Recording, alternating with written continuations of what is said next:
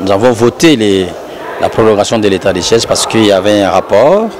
Vous savez que la commission défense et sécurité, son président et les premiers ministres, le chef d'état-major, les ministres de la défense et autres députés sont déplacés à l'Est pour évaluer le processus de la mutualisation des forces comme aussi le processus de l'évolution sur l'état de siège.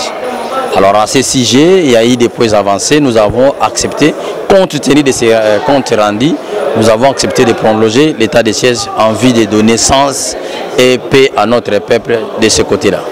Bon, ça c'est les mécanismes parlementaires. Ce qui est vrai que la mutualisation et puis l'état de siège a produit beaucoup de fruits. Ce n'est pas en un jour que vous allez résoudre tous les problèmes, mais vous devez savoir que majorité, comme on l'a déjà dit, on ne va pas répéter, il y a beaucoup de gens qui sont dans cette histoire-là et petit à petit, on découvre la vérité. Calmez-vous, vous aurez des vérités dans les jours qui viennent. Oui, en tant que député, je suis là pour représenter les peuples.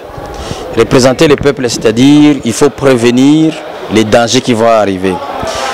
Alors moi, j'ai suivi avec beaucoup d'attention la communication dans les médias internationaux. J'ai compris qu'il y a une guerre qui nous arrive.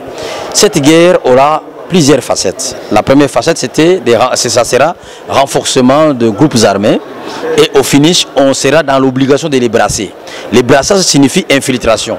Nous avons déjà brassé beaucoup de non-congolais et qui sont ici au Congo. Et qui exercent, qui sont dans des rangs de hauts officiers. Vous comprenez? Alors, ce n'est plus à l'époque où nous étions des figurants, maintenant nous sommes des députés.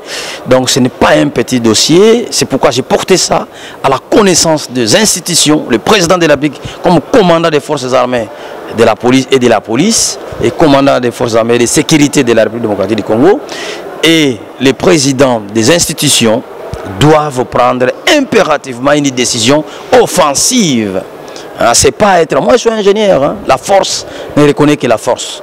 Donc ce n'est plus au moment où il faut commencer à prier Dieu, oui, le moment où il faut négocier, il faut saluer les gens, non. C'est le même dossier.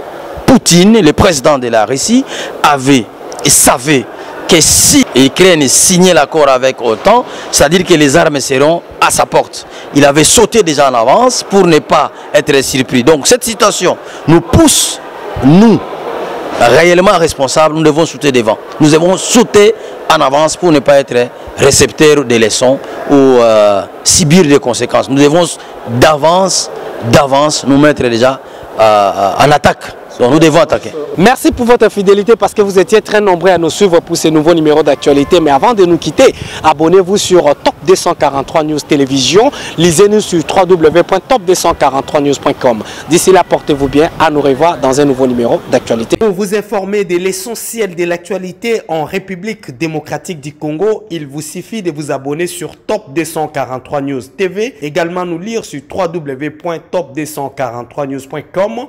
Au nom de toute la rédaction, nous vous remercions.